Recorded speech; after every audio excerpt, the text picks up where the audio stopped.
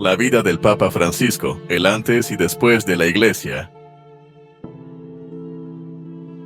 ¿Quién era Jorge Mario Bergoglio antes de ser el Papa Francisco? ¿Cómo pasó de ser un joven tímido en Buenos Aires a convertirse en el líder espiritual de más de 1.000 millones de católicos? ¿Y qué cambios ha traído su llegada al Vaticano, no solo en la Iglesia, sino también en el corazón de los fieles? Hoy vamos a descubrir una historia humana y divina, un viaje entre el misterio, la fe y la transformación más profunda que puede vivir un hombre, de pastor local a pastor universal. Prepárate, porque lo que estás a punto de escuchar no es solo una biografía, es un testimonio del poder que tiene Dios para cambiarlo todo. Jorge Mario Bergoglio nació el 17 de diciembre de 1936 en el barrio de Flores, en Buenos Aires, Argentina. Era el mayor de 5 hermanos, hijo de inmigrantes italianos. Su infancia fue humilde, marcada por una educación sencilla, una familia trabajadora y una fuerte tradición católica. Pero pocos saben que de niño, Jorge no soñaba con ser papa, ni siquiera con ser sacerdote. De hecho, soñaba con ser químico. Estudió química y llegó a trabajar en un laboratorio. Era reservado, observador, reflexivo, y aunque siempre tuvo una profunda conexión con Dios, su camino al sacerdocio no fue inmediato. Algo en su interior lo empujaba a buscar más. Pero entonces, ocurrió algo inesperado. A los 21 años, mientras caminaba hacia una reunión con amigos, decidió entrar a una iglesia para confesarse. Esa confesión cambiaría su vida para siempre, porque en ese momento sintió el llamado de Dios con una claridad que no había experimentado antes. Un llamado que lo envolvió por completo, un llamado que no podía ignorar. Desde ese instante, Jorge Mario Bergoglio supo que su vida no le pertenecía, que debía entregarla a Dios y a su pueblo. Ingresó al seminario y más tarde, en 1958, se unió a la Compañía de Jesús, los jesuitas. Y aquí comienza otro capítulo fascinante de su vida. Los jesuitas son conocidos por su disciplina, su formación intelectual rigurosa y su compromiso con los más necesitados. Durante su formación, Bergoglio se destacó como profesor, como guía espiritual y como alguien profundamente humano. No era un hombre de pompas ni de títulos. Era un hombre de mate en mano, de caminatas sencillas, de escucha profunda, y poco a poco fue ganándose el respeto de sus hermanos. Pero su camino no estuvo libre de pruebas. Durante la dictadura militar en Argentina, entre 1976 y 1983, Jorge vivió uno de los momentos más oscuros de su historia personal. Era entonces el provincial de los jesuitas en Argentina. Y aunque salvó muchas vidas en secreto, su papel durante ese tiempo ha sido cuestionado y debatido. ¿Fue cómplice? ¿Fue silencioso? ¿O fue un pastor que eligió proteger en silencio para no poner en peligro a más personas? Él mismo, con el tiempo, reconocería que no siempre tomó las mejores decisiones, pero también que nunca dejó de buscar la voluntad de Dios, incluso en medio del miedo.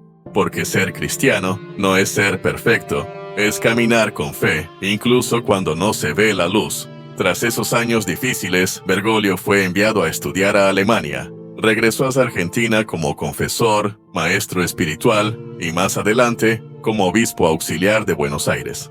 En 1998 fue nombrado arzobispo de la capital argentina. Y ahí, algo cambió para siempre, porque su estilo rompía con todo lo conocido. No vivía en el palacio episcopal, sino en un pequeño departamento.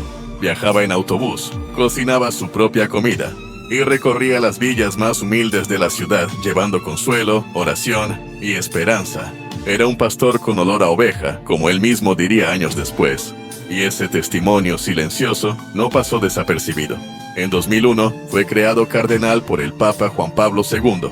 Y en el cónclave de 2005, tras la muerte de Juan Pablo, muchos lo vieron como un posible sucesor.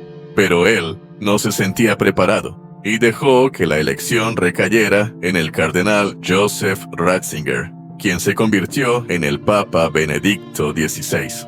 Bergoglio regresó a Buenos Aires, pensando que ese capítulo ya estaba cerrado.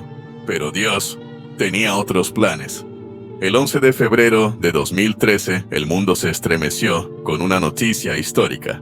El Papa Benedicto XVI renunciaba al pontificado, una decisión sin precedentes en los últimos siglos. La Iglesia estaba en crisis, escándalos, divisiones internas, pérdida de fieles, y entonces, el 13 de marzo de 2013, el Espíritu Santo sopló con fuerza en la Capilla Sixtina. Los cardenales eligieron al primer papa latinoamericano, el primer jesuita en el trono de Pedro, el primer papa que eligió el nombre de Francisco.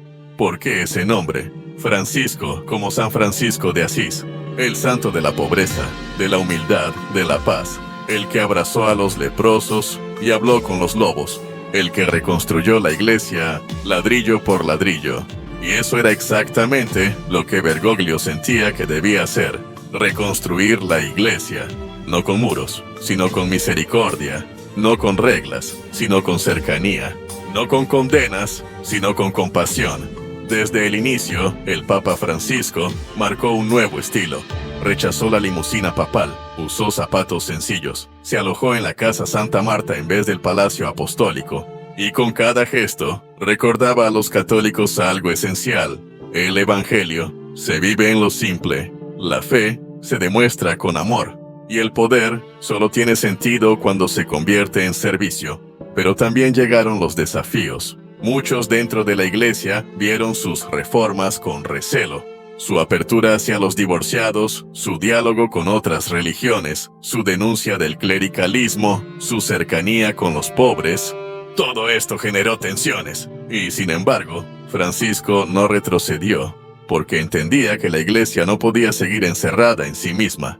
Tenía que salir a las periferias, salir al encuentro, salir al dolor del mundo. Uno de sus mayores aportes ha sido el llamado a la misericordia.